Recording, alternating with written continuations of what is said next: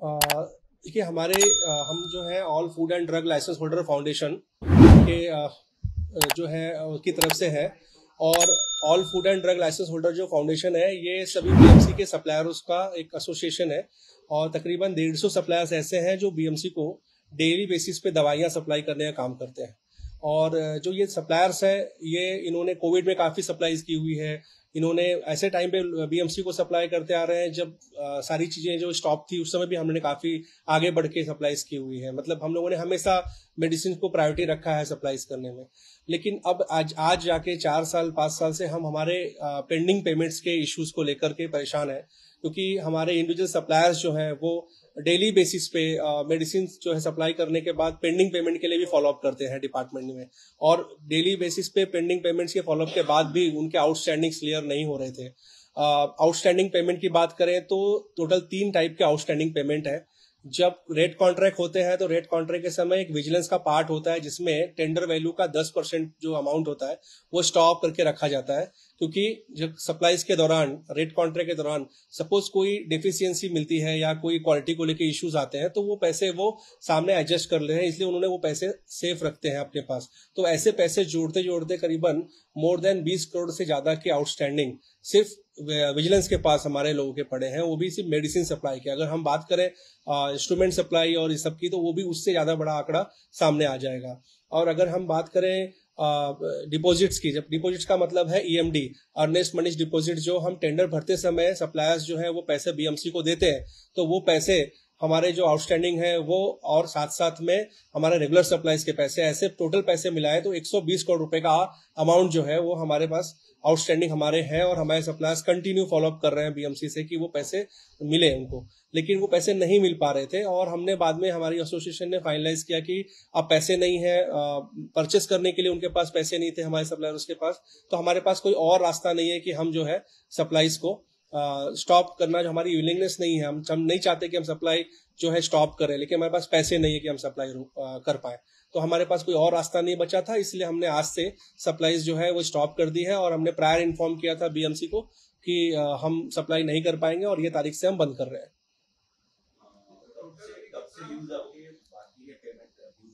4 साल हो गए जो हमारे विजिलेंस के पैसे बाकी हैं, ईएमडी के पैसे बाकी हैं, और ये करोड़ों में बाकी हैं। मतलब आप समझ सकते हैं कि 120 करोड़ रुपए का अमाउंट, ये बहुत बड़ा अमाउंट है। और छोटे सप्लायर्स हैं, जो कंपनीज हैं, उनके डिस्ट्रीब्यूटर्स हैं जो की सप्लाई करते हैं और उनकी बिलिंग बीएमसी को डायरेक्ट होती है, तो उनके पैसे रुकते हैं। उसमें जो कंपनीज बड़ी हैं वो एक बार थोड़ी बहुत संभाल भी सकते हैं कुछ आउटस्टैंडिंग को, लेकिन जो छोटी कंपनीज हैं, स्मॉल स्केल में काम करने वाले लोग हैं, उनके पास पैसे उतने बड़े अगर रुक जाएंगे तो उनके पास अपने लोगों को सैलरी देने को पैसे नहीं होते हैं, गुड्स परचेस करने को पैसे नहीं होते हैं, और ये तकलीफ से वो जूझ रहे हैं।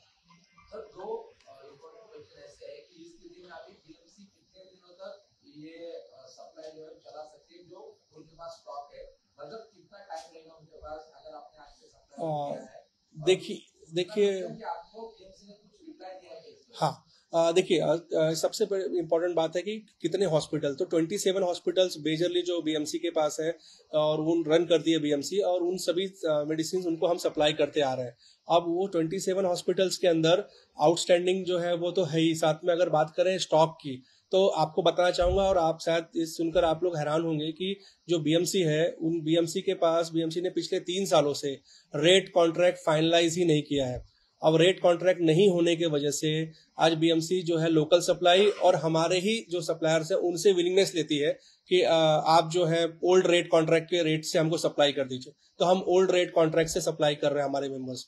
तो मतलब एक्चुअल देखा जाए तो रेट कॉन्ट्रैक्ट वैलिड आज की डेट में 3 सालों से बहुत से रेट कॉन्ट्रैक्ट वैलिड नहीं है, बहुत से शेड्यूल्स की दवाइयां वैलिड, रेट कॉन्ट्रैक्ट वैलिड नहीं है। तो आज बीएमसी के पास जो सप्लाई है वो स्मॉल अमाउंट पैचेस में माल जा रहा है, बिकॉज जैसे वो छोटे ऑर्डर्स प्लेस करते हैं हम उनको सप्लाई करते हैं। तो आज की कंडीशन ऐसी है कि कुछ ऐसी दवाइयां हैं जो 3 दिन का स्टॉक भी शायद उनके पास ना हो, ऐसी स्थिति में आज बीएमसी स्टैंड है। तो मैं ये एक वर्ड ये कह सकता हूँ कि बीएमसी का जो परचेस पॉलिसी जो है या प्रोक्योरमेंट पॉलिसी है वो कोलैप्स हो चुकी है पूरी की पूरी। टोटल 150 सप्लायर्स हमने अभी तक जो है आइडेंटिफाई, हमारे पास जो लोग हैं जो मेडिसिन सप्लाई कर रहे हैं। हम अभी तक इंस्ट्रूमेंट सप्लायर्स हमारे साथ जो है उनके हम काउंटिंग नहीं बता रहे बिकॉज उनके आंकड़े आने बाकी हैं। तो हम सिर्फ medicine, tablet, capsule, injection, ointment, vaccine उसके बाद ग्लव्स, पीपीई किट, ऐसे सब जो कंज्यूमेबल्स हैं वो भी सप्लाई करने वाले लोग हैं, वो 150 से ज्यादा है जो सप्लाई कर रहे हैं बीएमसी को रूटीन बेसिस पे। 27 हॉस्पिटल्स हैं जो अफेक्ट होंगे, बिकॉज ये जो बड़े हॉस्पिटल है जहां पर जो पेशेंट का फ्लो है वो बहुत ज्यादा रहता है, तो ऐसे है। और इसके साथ साथ जो छोटे आउटलेट्स उन्होंने खोले हैं जो हर जगह पे, तो वो चीज है।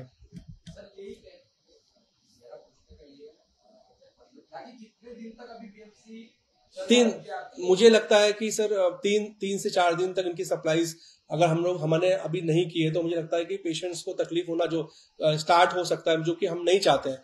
तो लेकिन बीएमसी के पास स्टॉक जो है वो उतने ही दिनों का है कि 3 से 4 दिन दवाइयां जो है वो कुछ दवाइयां ऐसी जो खत्म हो जाएंगी। तो हम नहीं चाहते एक भी पेशेंट को तकलीफ हो, बिकॉज पेशेंट ही हमारी प्रायोरिटी है। हम वही बिजनेस में है, हमने उनको सर्विस दी है, हमने उनको दवाइयां पहुंचाने का काम किया है सालों से। तो हम एक भी पेशेंट को नहीं चाहते हैं कि उनको कोई भी मेडिसिन न मिले। हम बहुत इच्छुक हैं कि उनको मेडिसिन मिले, और हम बीएमसी से भी हाथ जोड़कर बार बार रिक्वेस्ट करते हैं, सर हम इस प्रोफेशन में है, मेडिसिन सप्लाई में है, हमने ओथ ली है कि हम किसी भी पेशेंट्स को तकलीफ हमारे वजह से नहीं होना चाहिए। ये हमारी खुशी की बात नहीं है कि मैं प्रेस कॉन्फ्रेंस ले रहा हूँ कि हम मेडिसिन सप्लाई कर रहे हैं। हमें इस बात का दुख है कि मुझे आज ये प्रेस कॉन्फ्रेंस लेना पड़ रहा है कि हमारे पास सप्लाई करने के लिए पैसे हमको नहीं मिल रहे हैं और हम नहीं दे पा रहे हैं। अगर हमारे पास थोड़े भी पैसे और होते हम कल से सप्लाई चालू कर देंगे। पैसे नहीं है, लोगों की स्थिति ऐसी आ गई है कि वो अपने स्टाफ को सैलरी नहीं दे पा रहे हैं। ये स्थिति में स्टैंड होकर आज हमको ये स्टैंड लेना पड़ रहा है। अब भी हाँ, ये इम्पोर्टेंट पॉइंट है कि सर ने आज हमने सुबह कमिश्नर सर को मिलने के लिए अपॉइंटमेंट के लिए एक लेटर लिखा, और साथ में हमने मैसेज भी दिया। तो उन्होंने रिप्लाई किया कि ये जो मैटर है, उन्होंने एएमसी जो है शर्मा सर, उनको शायद उन्होंने वो मैटर कन्वे किया है कि वो मैटर वो हैंडल कर रहे हैं। और उन्होंने शर्मा सर का फोन भी आया था एएमसी सर का, और उन्होंने आश्वासन दिया है कि वो पैसे कल से स्टार्ट हो जाएंगे हम सभी के आउटस्टैंडिंग क्लियर करने के लिए। उन्होंने रिव्यू भी ले लिया है। उन्होंने सभी डिपार्टमेंट से, जो विजिलेंस डिपार्टमेंट आप कहिए ईएमडी के लिए, सभी से उन्होंने पर्सनली जो है रिव्यू लेने के बाद उन्होंने मुझे बताया कि सारे पैसे हमारे विद इन ए वीक निकल जाएंगे। और मैं उम्मीद करता हूं कि निकले, अच्छी बात है। और उन्होंने कहा कि जो ये है लेटर भी वो हमको देने वाले हैं कि हम इस तरीके से क्लियर कर रहे हैं। तो हम वेट कर रहे हैं कि वो लेटर आ जाए ताकि हमारे मेंबर्स को हम कन्वे कर सके। 150 सप्लायर आपने बोला, 150 सप्लायर हैं जिनका पैसा नहीं मिला है, सिर्फ आप अकेले आके प्रेस कॉन्फ्रेंस कर रहे हैं, बाकी लोग कहां हैं? रीजन क्या होता है कि बहुत से जो सप्लायर्स हैं ना, वो कॉन्ट्रैक्ट के साथ बंधे होते हैं कंपनियों के साथ। उनका एक नॉन डिस्क्लोजर एग्रीमेंट साइन होता है कि वो फ्रंट पे मीडिया के सामने जाकर कुछ कमेंट नहीं करेंगे। और बहुत से सप्लायर के साथ ये प्रॉब्लम है कि वो डेली बेसिस पे बीएमसी ऑफिसर के साथ कांटेक्ट में रहना पड़ता है, सप्लाईज को लेकर के, शॉर्ट सप्लाईज को लेकर के।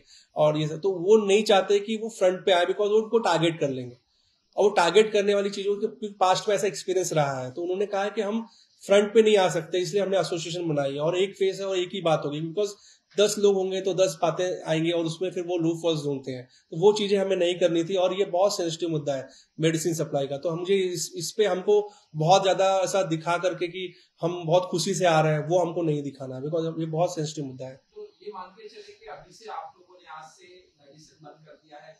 जी, आज आपको मैं बताना चाहूंगा, इसमें ऐड करना चाहूंगा कि आज मेरे पास जो डेटा आया है, करीबन 1,500 जो इनवॉइसेस आज हमने रोकी हुई। क्योंकि क्यों रोकी है? बिकॉज वो पैसे जाएंगे तो कब आएंगे वो हमें गारंटी नहीं है, बिकॉज जो अटके हुए हैं वो पैसे नहीं आ रहे। तो और फर्दर हमारे पैसे उसमें इन्वॉल्व हों और पैसे हमारे फंसे, तो हम सोचेंगे वो मेडिसिन हम सप्लाई नहीं करेंगे, हो सका हमको नहीं मिलेगा पैसे तो हम रिटर्न करेंगे कंपनी को गुड्स, कम से कम हमारे घर के पैसे तो बच जाएंगे। क्योंकि हमारे पास वो भी नहीं है कि हम लोगों को सैलरी दे पाए, वो कंडीशंस में खड़े हैं। केएम, सायन, नायर, बैंड्रा भाभा, कुर्ला भाभा, भगवती हॉस्पिटल, सेंटर की बात करें तो एमटी अग्रवाल हॉस्पिटल, ऐसे बहुत से हॉस्पिटल्स हैं जो इंपॉर्टेंटली पेशेंट को देखते हैं, फ्लो है, उनको मेडिसिन की नीड होती है। ओपीडी पेशेंट की बहुत बड़ी समस्या है। ओपीडी पेशेंट को दवाइयां, टैबलेट, कैप्सूल और इंजेक्शन, यही उनको देख करके ट्रीटमेंट का लाइन ऑफ ट्रीटमेंट होता है, और यही चीजें उनको नहीं मिल पा रही है because of rate contract schedules पूरे नहीं हुए हैं। 3 साल से रेट कॉन्ट्रैक्ट नहीं हो पा रहे हैं। तो हमें एक बात और बतानी है कि रेट कॉन्ट्रैक्ट में चीजें बहुत सस्ती मिलती है बीएमसी को, बिकॉज बहुत सारी कॉम्पिटिशंस होती है तो सस्ती मिलती है, तो उसके वजह से वो कम पैसों में ज्यादा मेडिसिन खरीद सकते हैं बिकॉज रेट कम होता है। लेकिन अब क्या हो रहा है, रेट कॉन्ट्रैक्ट नहीं हुआ है, विलिंगनेस सप्लाई है, और साथ साथ में लोकल परचेस है। लोकल परचेस की वजह से जो हो रहा है वो 1 रुपए की चीज वो 10 रुपए में खरीद रहे हैं। तो बीएमसी का 10 रुपया एक चीज को खरीदने में चला जा रहा है, जिसमें वो 10 चीज खरीद सकते थे। तो मेरा वही रिक्वेस्ट है कि रेट कॉन्ट्रैक्ट जितना अच्छा हो, जल्दी हो, वो भी हम चाहते हैं कि वो हो, ताकि उसमें दवाइयों की शॉर्टेज नहीं होगी और टाइमली हम सप्लाई कर पाएंगे। एक ही कंडीशन में सप्लाई चालू करेंगे। हमको पहले राइटिंग में आश्वासन चाहिए और एक टाइम बाउंड जो है एक हमें इंडिकेशन चाहिए कि भाई ये डेट तक हम आपके आउटस्टैंडिंग क्लियर करेंगे और कॉमन मीटिंग लेकर के वो हमें बता दें, हम इस चीज को स्टार्ट कर देंगे। रेट कॉन्ट्रैक्ट क्यों आप लोगों की तरफ से, मतलब बीएमसी तरफ से आगे क्यों नहीं बढ़ाया जा रहा है? आप लोगों ने पिछले 4 सालों में वो रेट कॉन्ट्रैक्ट बढ़ा नहीं रहे, तो इसके पीछे वजह क्या है? देखिए, सबसे पहला कारण ये है, रेट कॉन्ट्रैक्ट करता कौन है? सेंट्रल परचेस डिपार्टमेंट जो सीपीडी बना हुआ है वो करता है। वहां पे मैं ये खुलेआम कह सकता हूँ कि वहां के जो ऑफिसर्स हैं वो लोग इनकॉम्पिटेंट है। मैं ये खुल के कह रहा हूँ, चाहे इसके लिए मुझे आगे भी कोई भी फेस करना पड़े, मैं फेस करने को भी तैयार हूँ। रीजन कि एक कॉन्ट्रैक्ट करने में आपको टाइम कितना लगता है, डॉक्यूमेंट्स वेरीफाई करने हैं, टेंडर्स कॉल करने हैं, डॉक्यूमेंट्स आ गए, टेक्निकल बिड उनकी क्वालिफाई करनी है, देखनी है कि पेपर्स बराबर आए हैं जो उनको डिमांड है, और उसके बाद फाइनेंशियल प्रोवाइड करना। इतना करने के लिए आपको समय कितना लगता है? 3 साल, जिसमें और रेट कॉन्ट्रैक्ट खत्म हुए उनके आज 3 साल हो रहे हैं, बहुत से रेट कॉन्ट्रैक्ट खत्म हो गए। तो 3-3 साल अगर एक प्रोडक्ट के परचेज के लिए आप टाइम ले लोगे तो आप खरीदोगे कब और सप्लाई कब करोगे? तो ये मुझे कहना है कि पूरा सिस्टम कोलैप्स है। अगर कमिश्नर सर को मैं रिक्वेस्ट करूंगा, वो चीजों को समझते हैं, एएमसी सर को रिक्वेस्ट करूंगा, आप लोगों के माध्यम से कहना चाहूंगा कि इस चीज को देखें, एनालाइज करें कि यार एक रेट कॉन्ट्रैक्ट को कितना टाइम लगे। उनकी जवाबदारी तय होनी चाहिए, वो सैलरी तो बराबर ले रहे होंगे सब लोग, और आज जब उनको रेट कॉन्ट्रैक्ट करना होगा, मेडिसिन सप्लाई करनी होगी पेशेंट्स के लिए, तो उनके लिए समय नहीं। आज हेल्थ की सबसे बड़ी इशू है। आज इंफ्रास्ट्रक्चर आप बहुत डेवलप कर लो, लोगों को हेल्थ की ये समस्याएं वो अगर सामने है तो फिर कोई सेंस नहीं। हेल्थ तो प्राइमरी चीज है। गरजा हिंदुस्तान चॅनलला सबस्क्राईब करा आणि ताज्या घडामोडी जाणून घेण्यासाठी बेल आयकॉनवर प्रेस करा।